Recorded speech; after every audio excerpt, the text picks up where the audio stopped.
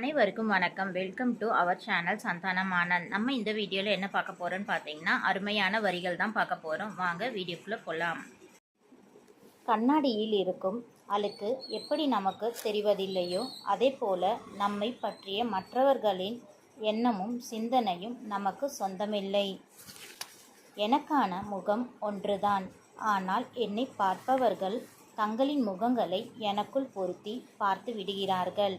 சிலருக்கு நல்லவனாகவும் சிலருக்கு கெட்டவனாகவும்.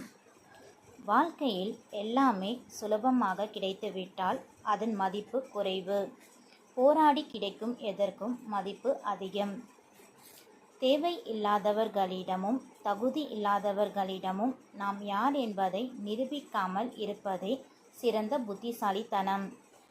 பணம் இல்லை என்றால் பாசம் இல்லை, வேலை இல்லை என்றால் மரியாதை இல்லை, சொத்து இல்லை என்றால் சொந்த பந்தம் இல்லை, வசதியாக இல்லை என்றால் உன்னை நலம் விசாரிக்க கூட யாரும் இருக்க மாட்டார்கள்.